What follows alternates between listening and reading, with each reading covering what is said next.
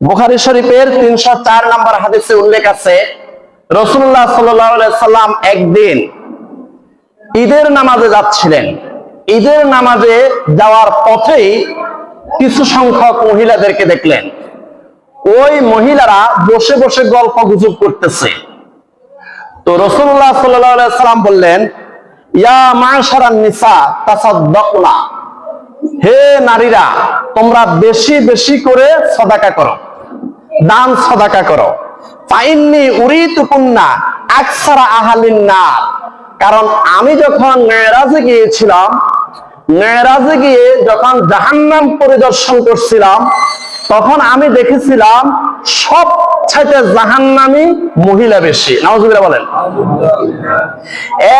1000 জন জাহান্নামীর মধ্যে 999 জন জাহান্নামী হলো মহিলা, আর 1000 জন জাহান্নামীর মধ্যে পুরুষ মাত্র একজন। অতএব ইয়া মাশারান নিসায়ে তাসাদ্দাকনা, হে নারী সমাজ, তোমরা বেশি বেশি করে দান সাদাকা করো, হয়তো আল্লাহ পাক রব্বুল আলামিন তোমাদেরকে ক্ষমা করবেন। তোমাদেরকে আমি বেশি বেশি জাহান্নামে দেখেছি।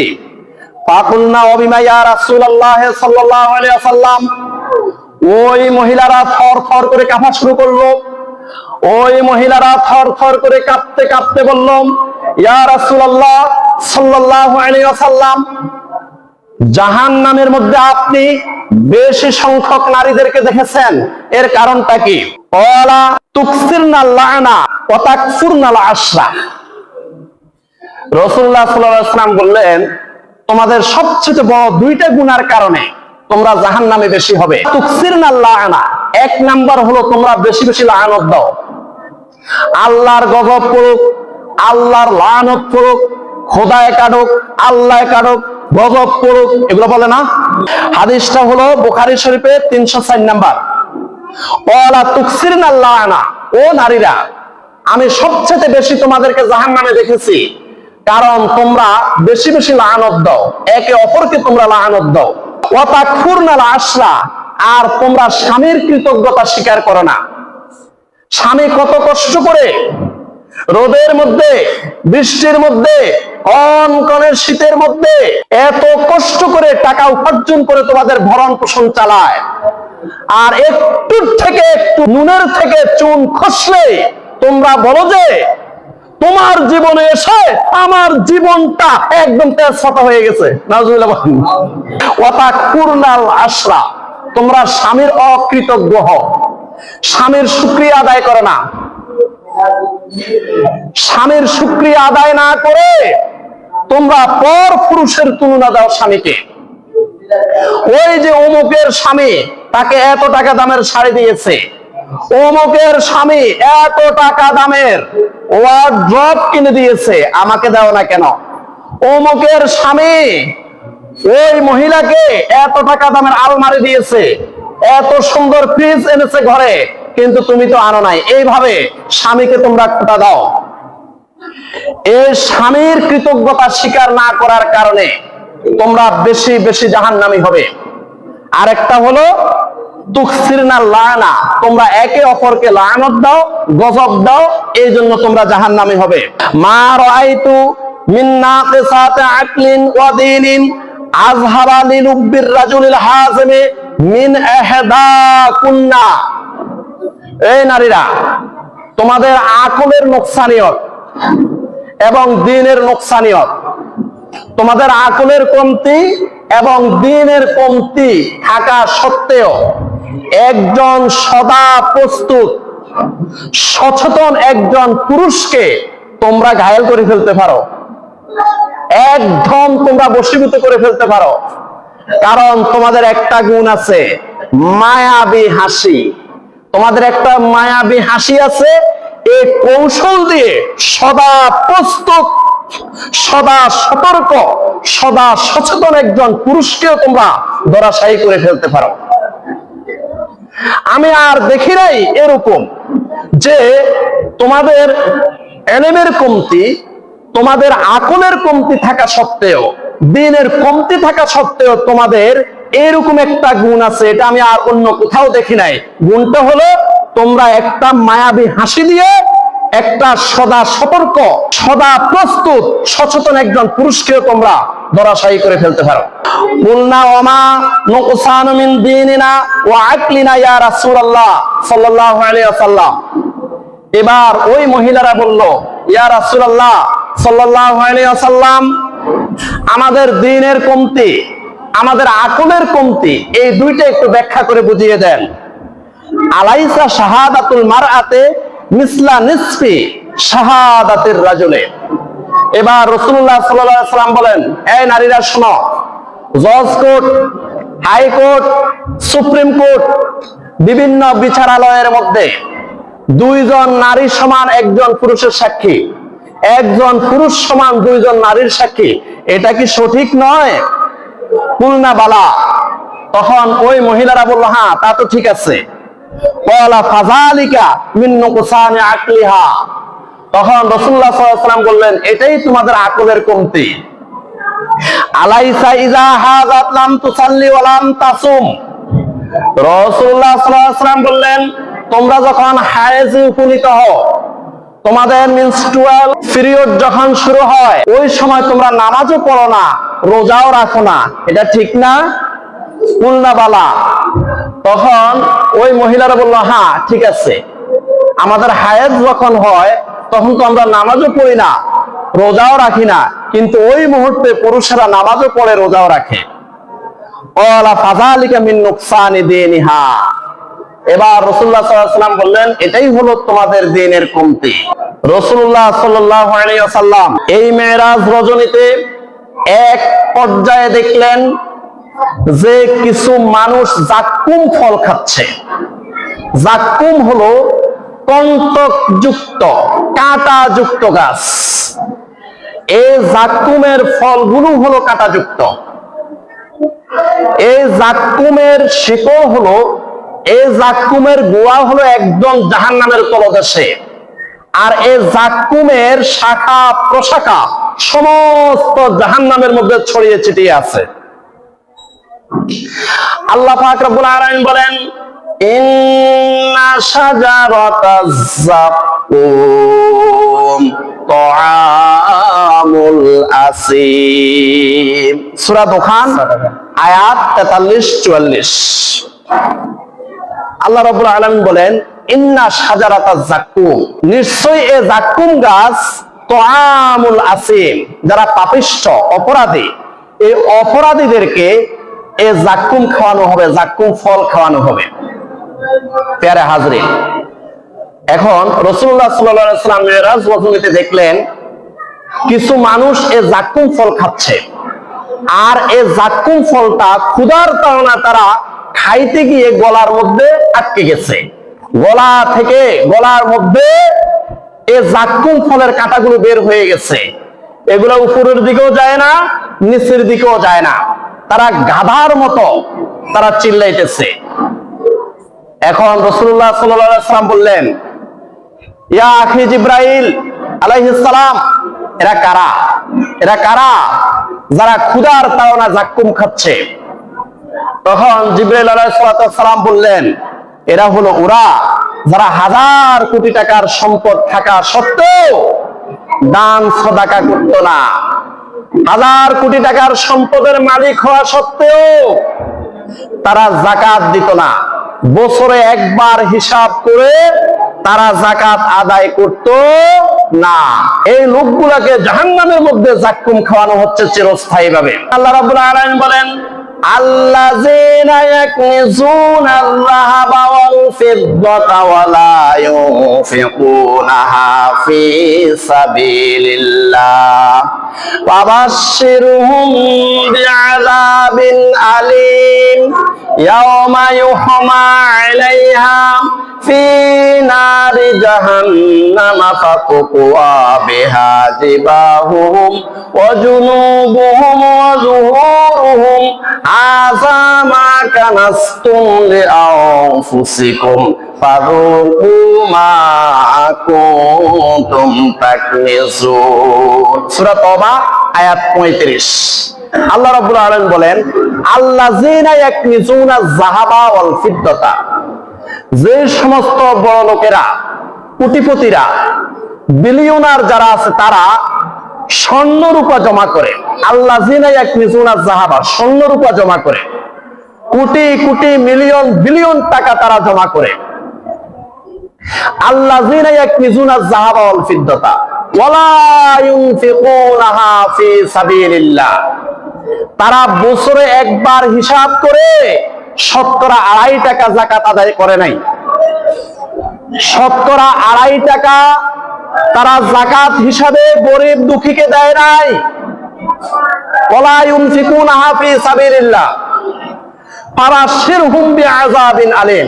ও নবী সাল্লাল্লাহু আলাইহি সাল্লাম, এই সমস্ত বখিলদেরকে, এই সমস্ত বড় লোকদেরকে আপনি জাহান্নামের সংবাদ দেন। ফাবাশশিরহুম বিআযাবিন আলীম, জাহান্নামের কঠিন পীড়াদায়ক শাস্তির সংবাদ দেন।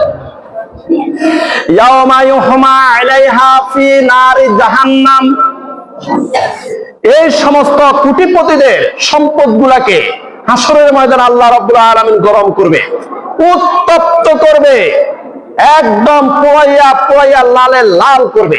ইয়াওমা ইউহমা আলাইহা ফি নারি জাহান্নাম ফাতুকুয়া বিহা জিবাহুহুম ওয়া জুনুবুহুম ওয়া যুহুরুহুম, তাদের সম্পদগুলোকে পোড়াইয়া পোড়াইয়া তাদের কপালের মধ্যে, পিঠের মধ্যে, পাঁজরের মধ্যে সেকা দেওয়া হবে।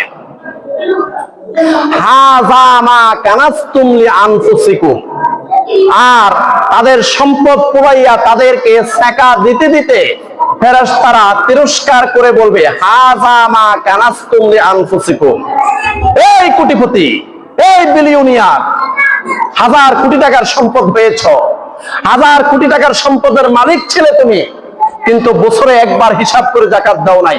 হাযা মা কানাসতুম লিআনফুসিকুম, এটা তোমার সম্পদ, তোমার সম্পদ দিয়ে আজকে তোমাকে ছেকা দেওয়া হচ্ছে। হাযা মা কানাসতুম লিআনফুসিকুম ফাযুকু মা কুনতুম তাকনিজুন, ফেরেশতারা তিরস্কার করে বলবে, এখন ভোগ করো, এখন ভোগ করো, এখন মজাটা ভোগ করো। বছরে একবার হিসাব করে শতকরা 2.5 টাকা কেন যাকাত আদায় করো নাই? আল্লাহ সুবহানাহু ওয়া তাআলা আমাদেরকে হেদায়েত নসিব করে বলেন, আমিন।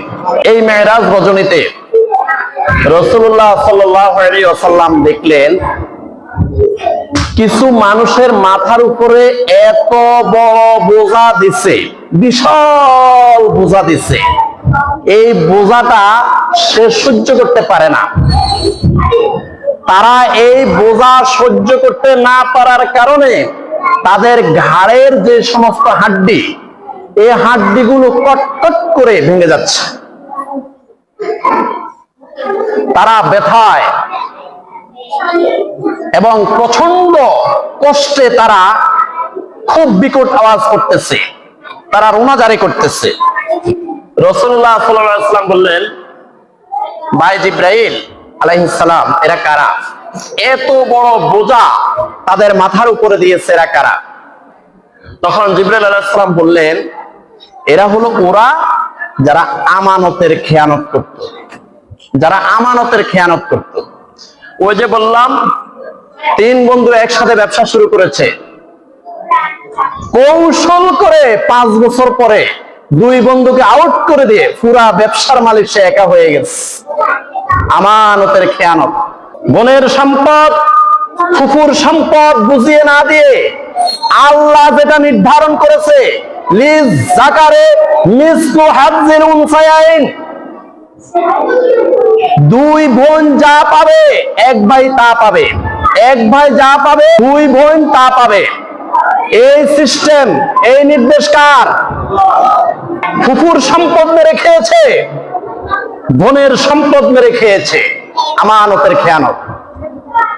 কেউ টাকা জমা দিয়েছে, 2 বছর পরে টাকা অস্বীকার করেছে, আমানতের খেয়ানত।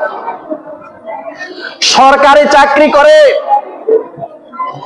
এই সরকারি সম্পদ, সরকারি অফিসের সম্পদ এবং সরকারি যত সম্পদ এবং টাকা সহ এই সম্পদ মেরে খেয়েছে, আমানতের খেয়ানত। সরকারি রড, সরকারি সিমেন্ট, সরকারি ফুল কালভার্ট সব এই ফ্ল্যাটের মধ্যে ঢুকিয়েছে। 20 কোটি জনগণের সম্পদ, আমানতের খেয়ানত। এ সব কিছু নিয়ে মাথার উপরে নিয়ে হাসরের ময়দানে উঠতে হবে। এক বিঘত জমি কারো দখল করেছেন, 7 তবক জমিন পর্যন্ত এটা মাথায় নিয়ে উঠতে হবে। মান আখাযা শিবরান মিনাল আরদে, কোন একজন মানুষ যদি 1 বিঘত জমিও যদি কারো দখল করে নেয়, 7 গুণ পর্যন্ত এই জমিন মাথায় নিয়ে হাসরের ময়দানে উঠতে হবে। আমানতের খেয়ানত, সরকারি সম্পদ আমানতের খেয়ানত, 20 কোটি মানুষের সম্পদ। আপনি যে অফিসে চাকরি করেন, ওই অফিসের এই ফ্যানটা শুধু আপনার, এই 20 জন স্টাফের নয়, 20 কোটি মানুষের সম্পদ হলো এই ফ্যানটা। আপনি আপনার পেটে ঢুকিয়েছেন, 20 কোটি মানুষের সম্পদ আপনি পেটে ঢুকিয়েছেন। আমানতের খেয়ানত। এই জীবনে, এই 40 বছর জীবনে, 60 বছর জীবনে, 80 বছর জীবনে যতগুলো আমানতের খেয়ানত আপনি করেছেন, যতগুলো পরের হক মেরেছেন, সমস্ত হকগুলো, সমস্ত সম্পদগুলো বিশাল এক বোঝা বানাইবে আল্লাহ পাক রব্বুল আলামিন। সমস্ত সম্পদগুলা দিয়ে একটা বোঝা বানিয়ে ওই বোঝাটা মাথার উপরে দেওয়া হবে।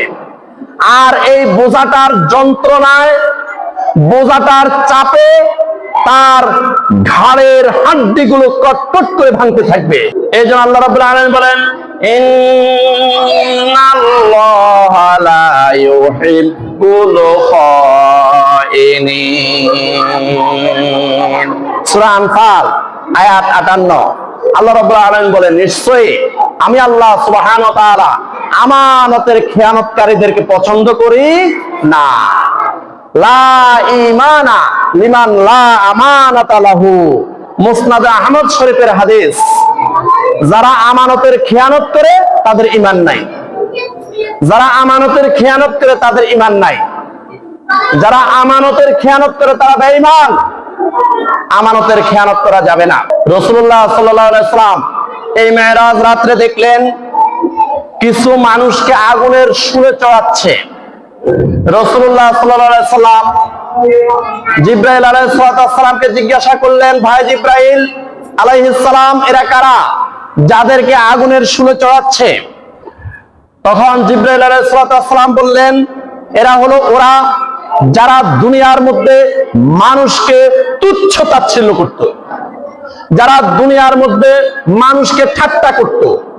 আমি শুধু ভালা আর সব কালা, আমি শুধু উত্তম আর সব অধম, আমি শুধু জ্ঞানী আর সব মূর্খ, আমি শুধু জান্নাতি আর সব কাফের, আমি শুধু আল্লাহর জান্নাতে যাব আর সব জাহান্নামে যাবে। এইভাবে মানুষকে তুচ্ছ তাচ্ছিল্য করত, মানুষকে ঠাট্টা করত, বিদ্রুপ করত। এই জন্য আল্লাহ সুবহানাহু ওয়া তাআলা চিরস্থায়ীভাবে তাদেরকে আগুনের শুলের মধ্যে চড়াচ্ছে। আমার ভাইরা, এই জন্য আল্লাহ রাব্বুল আলামিন বলেন, ওয়ালা তালমিসু আনফুসাকুম ওয়ালা তানাবাসু বিল আলকাব বিইসাল ইসমুল ফুসুক বাদাল ঈমান ওমান লাম ইয়াতুব ফাউলাইকা হুমুজ জালিমুন। সূরা হুজুরাত আয়াত 11। আল্লাহ রাব্বুল আলামিন বলেন যে ওয়ালা তালমিসু আনফুসাকুম, এই আমার বান্দারা, এই বান্দারা, এই বান্দারা, ওয়ালা তালমিসু আনফুসাকুম, তোমরা একে অপরকে ঠাট্টা বিদ্রুপ করিও না, একে অপরকে অপমান করিও না, একে অপরকে তোমরা বিদ্রুপ করিও না। ওয়ালা তালমিসু আনফুসাকুম ওয়ালা তানাবাসু বিল আলকাব, তোমরা একে অপরকে মন্দ নামে ডাকিও না, খারাপ নামে তোমরা একে অপরকে ডাকিও না। বিইসাল ইসমুল ফুসুক বাদাল ঈমান, ঈমান আনার পরে কেউ যদি মানুষকে মন্দ নামে ডাকে, ঈমান আনার পরে কেউ যদি মানুষকে ঠাট্টা করে, এটা হলো কবিরা গুনাহ। বিইসাল ইসমুল ফুসুক বাদাল ঈমান, এটা কবিরা গুনাহ। ওমান লাম ইয়াতু ফাউলাইকা হুমুজ জালিমুন। আর কেউ যদি মানুষকে ঠাট্টা করে, মন্দ নামে ডাকে, খারাপ নামে ডাকে, মানুষকে অপমান করে, এই মানুষকে ঠাট্টা করার পরে, অপমান করার পরে, বিদ্রুপ করার পরে, মন্দ নামে ডাকার পরে সে যদি তওবা না করে যদি মারা যায়, হাসরের ময়দানে সে জালেমদের কাতারে দাঁড়াইতে হবে। নাউজুবিল্লাহ। আপনাকে বড় বলে বড় সে নয়, লোকে যারে বড় বলে বড় সে হয়। আপনি আরেকটা মানুষকে যে খারাপ বলতেছেন, হয়তো আল্লাহর কাছে সেই ব্যক্তি অনেক প্রিয়, আর আপনার এই অহংকারের কারণে আপনি হাসরের ময়দানে জালেমদের কাতারে দাঁড়াইতে হবে। আপনি নিজেকে যত ছোট মনে করবেন, আপনার ইজ্জত, আপনার সম্মান বাড়িয়ে দিবে কে? আল্লাহ আপনার সম্মান বাড়িয়ে দিবে। এই মেরাজ রজনীতে রাসূলুল্লাহ সাল্লাল্লাহু আলাইহি ওয়াসাল্লাম দেখলেন কিছু মানুষের দেহ থেকে গোশত কেটে তাদের নিজেদেরকে খাওয়ানো হচ্ছে। নাউজুবিল্লাহ বলেন, কত কষ্ট! চিন্তা করেন, জাহান্নামের মধ্যে কিছু মানুষকে তাদের নিজেদের দেহ থেকে গোশত কেটে কেটে তাদেরকে খাওয়ানো হচ্ছে, এবং কিছু মেয়ে লোককে আগুনের পোশাক পরাইয়া তাদের মাথার উপরে লোহার মুগুর দিয়ে পেটানো হচ্ছে। রাসূলুল্লাহ সাল্লাল্লাহু আলাইহি ওয়াসাল্লাম বললেন, ভাই জিব্রাইল, এরা কারা? তখন জিব্রাইল আলাইহিস সালাম বললেন, ইয়া রাসূলুল্লাহ সাল্লাল্লাহু আলাইহি ওয়াসাল্লাম, এরা হলো ওরা যারা মানুষের দুর্নাম করে করে বেড়াইতো, যারা মানুষের কুৎসা রটনা করে বেড়াইতো, যারা এই ঘরের কথা ওই ঘরে, এই বাড়ির কথা ওই বাড়িতে, এই ভাইয়ের কথা ওই ভাইয়ের কাছে, এই চাচার কথা ওই চাচির কাছে, এই জেঠার কথা ওই চাচির কাছে, এইভাবে বলে বলে সমাজের মধ্যে, দেশের মধ্যে এবং তার পরিবারের মধ্যে বেজাল লাগিয়ে রাখতো। নাউজুবিল্লাহ বলেন। যারা সমাজের মধ্যে কুৎসা রটনা করত, একজনের কথা আরেকজনের কাছে বলে বলে পরিবারের মধ্যে, সমাজের মধ্যে, গ্রামের মধ্যে শুধু বেজাল লাগিয়ে রাখতো। চিন্তা করেন, এদের শাস্তিটা দেখেন। হাসরের ময়দানে এদের নিজেদের দেহ থেকে গোশত কেটে কেটে তাদের নিজেদেরকে খাওয়াইবে। যারা দুনিয়ার মধ্যে গীবত করে করে বেড়াইতো, বদনাম করে করে বেড়াইতো, একজনের কথা আরেকজনের কাছে বলে বলে যারা বেড়াইতো, নিজেদের দেহের গোশত কেটে তাদেরকে আবার খাওয়ানো হবে। আর ওই সমস্ত নারী যারা সমাজের মধ্যে, বাড়ির মধ্যে শুধু প্যাঁচ লাগাই রাখে, শুধু প্যাঁচ লাগাই রাখে, এই ঘরের সাথে ওই ঘরের মধ্যে শুধু প্যাঁচ লাগাই রাখে, এই বাড়ির সাথে ওই বাড়ির সাথে শুধু প্যাঁচ লাগাই রাখে, ওই সমস্ত নারীদের দেহের মধ্যে আগুনের পোশাক পরাইয়া শুধু মুগুর দিয়ে পেটানো হবে। এই জন্য আল্লাহ রাব্বুল আলামিন বলেন, ইয়া আইয়ুহাল্লাযীনা আমানু ইজতানিবু কাসীরাম মিনায-যন্নি ইন্না বা'দায-যন্নি ইসমুন ওয়া লা তাজাসসাসু ওয়া লা ইয়াগদাব বা'দুকুম বা'দা আয়ুহিব্বু আহাদুকুম আইয়াকুলা লাহমা আখিহি মাইতা ফাকারিহতুমুহু ওয়াত্তাকুল্লাহা ইন্নাল্লাহা তাওয়াবুর রহিম।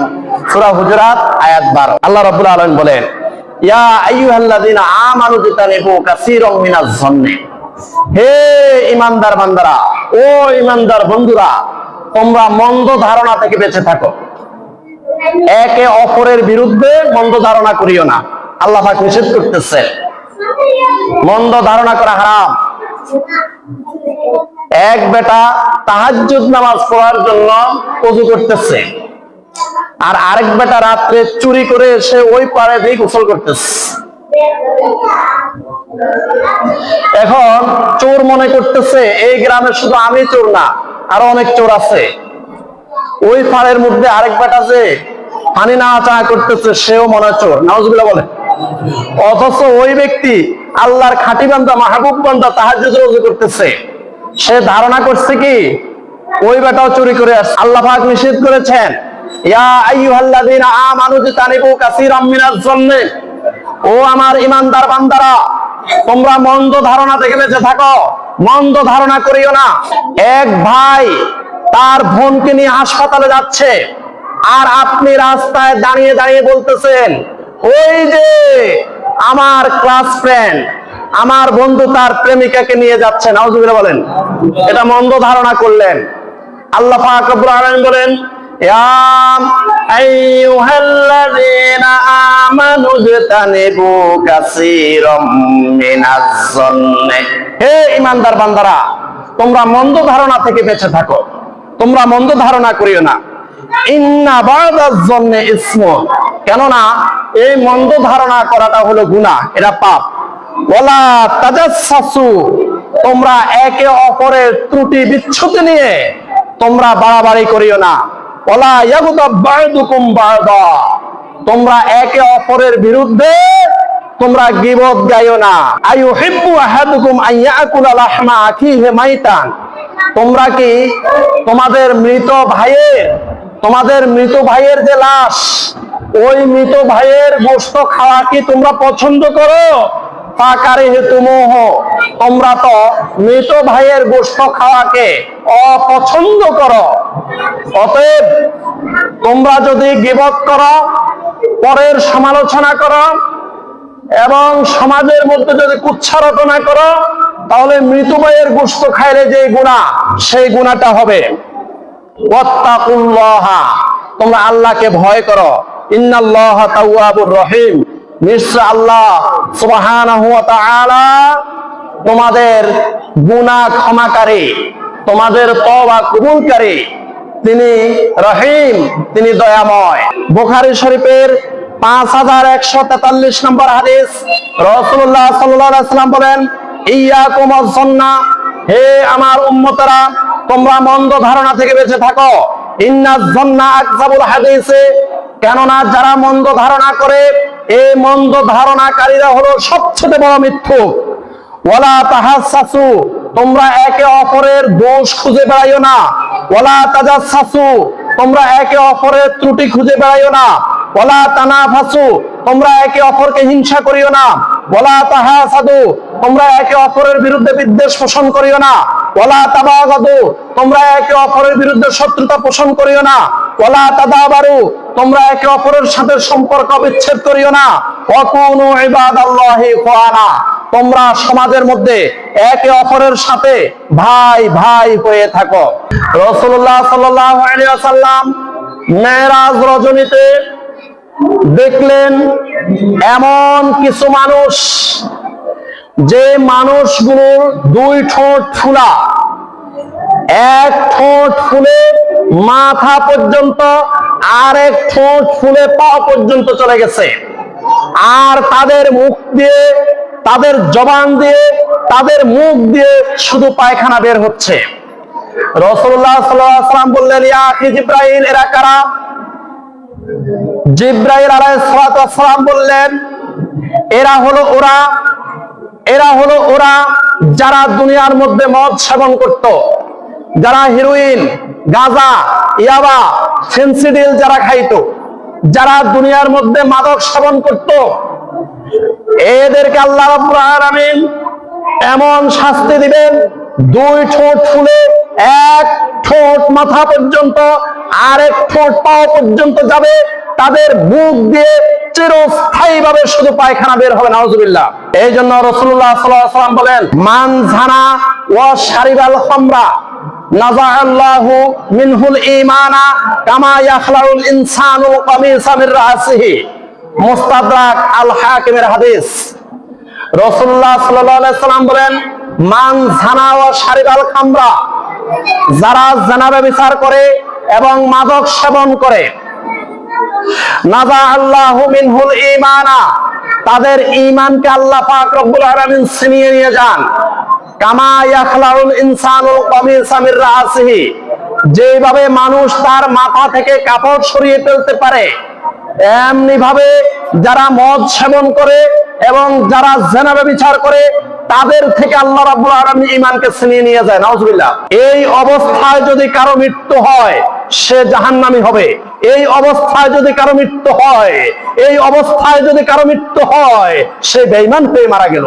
মুস্তাদরাক আল হাকিমের হাদিস। মান জানা ওয়া শারিবাল খামরা, কেউ যদি জিনা করে এবং মদ পান করে, ঠিক জানা করা অবস্থায়, মদ খাওয়া অবস্থায় নাযা আল্লাহু মিনুল ঈমানা, ওই অবস্থায় আল্লাহ পাক ঈমানটা নিয়ে যায়।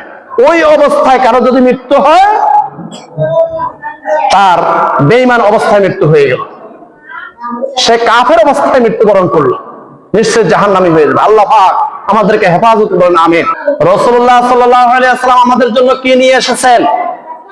লাম্মা বালাগা রাসূলুল্লাহ সাল্লাল্লাহু আলাইহি ওয়াসাল্লাম সিদরাতুল মুনতাহা ক্বালা ফাআতাহু আল্লাহু ইনদাহা সালাসান লাম ইউতিহিন্না নাবিয়্যান কানা ক্বাবলাহু ফুরিদাত আলাইহিস সালাতু খামসান ওয়া উতিয়া খাওয়াতিমা সূরাতুল বাকারা ওয়া গুফিরা লি উম্মাতিহিল মুকহিনাতু মা লাম ইউশরিকু বিল্লাহি শাইআ। মুসলিম শরীফের 320 নম্বর হাদিস। এই হাদিসে বলা হয়েছে লাম্মা বালাগা রাসূলুল্লাহ সাল্লাল্লাহু আলাইহি ওয়াসাল্লাম সিদরাতুল মুনতাহা, যখন রাসূলুল্লাহ সাল্লাল্লাহু আলাইহি ওয়াসাল্লাম সিদরাতুল মুনতাহায় পৌঁছলেন, সপ্তম আসমানের পরে যখন রাসূলুল্লাহ সাল্লাল্লাহু আলাইহি ওয়াসাল্লাম সিদরাতুল মুনতাহায় পৌঁছলেন, লাম্মা বালাগা রাসূলুল্লাহ সাল্লাল্লাহু আলাইহি ওয়াসাল্লাম সিদরাতুল মুনতাহা ক্বালা ফাআতাহু আল্লাহু ইনদাহা সালাসান, আল্লাহ পাক রব্বুল আলামিন আমাকে 3টি মহা পুরস্কারে ভূষিত করেছেন। লাম ইউতিহিন্না নাবিয়্যান কানা ক্বাবলাহু, এই 3টা পুরস্কার আমার আগে কোন নবীকে দেওয়া হয় নাই। আদম আলাইহিস সালাতু ওয়াস সালাম থেকে হযরত ঈসা আলাইহিস সালাতু ওয়াস সালাম পর্যন্ত এই সমস্ত নবীদেরকে এই 3টা পুরস্কার দেওয়া হয় নাই। ফুরিদাত আলাইহিস সালাতু খামসান, আমার উপরে 5 ওয়াক্ত নামাজ ফরজ করা হয়েছে। ওয়া উতিয়া খাওয়াতিমা সূরাতুল বাকারা, আমার উপরে সূরা বাকারার শেষ 2 আয়াত সেই সিদরাতুল মুনতাহায় নাযিল হয়েছে।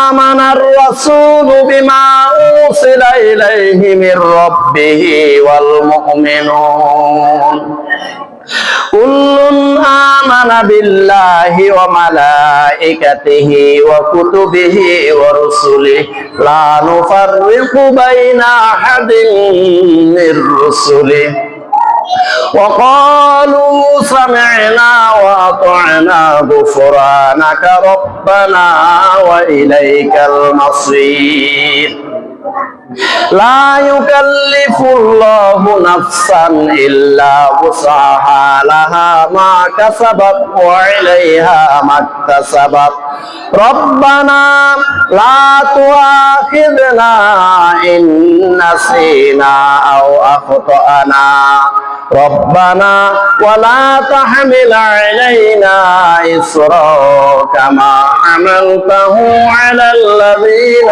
من قبلنا ربنا ولا تحملنا ما لا طاقة لنا به واعف عنا واغفر لنا وارحمنا أنت مولانا فانصرنا على القوم الكافرين। এই সূরা বাকারার শেষ 2 আয়াত সেই সিদরাতুল মুনতাহায় আমার উপরে নাযিল হয়েছে। ওয়া গুফিরা লি উম্মাতিহিল মুকহিনাতু মা লাম ইউশরিকু বিল্লাহি শাইআ, আরেকটা পুরস্কার দেওয়া হয়েছে 3 নাম্বার। আল্লাহ পাক রব্বুল আলামিন আমাকে ওয়াদা দিয়েছেন, ইয়া রাসূলুল্লাহ সাল্লাল্লাহু আলাইহি ওয়াসাল্লাম, আপনার কোন উম্মত যদি জীবনেও শিরক না করে, মূর্তি পূজা করে নাই, গাছ পূজা করে নাই, মাছ পূজা করে নাই, সূর্য পূজা করে নাই, আগুন পূজা করে নাই, কবর সিজদা করে নাই, পীরকে সিজদা করে নাই, কোন শিরক যদি না করে, আপনার কোন উম্মত যদি জীবনেও শিরক না করে, তাহলে আমি আল্লাহ সুবহানাহু ওয়া তাআলা আপনার ওই উম্মতের জীবনের সবগুলো গুনাহ মাফ করে দিয়ে আমি তাকে জান্নাতে পৌঁছায় দেব। সুবহানাল্লাহ।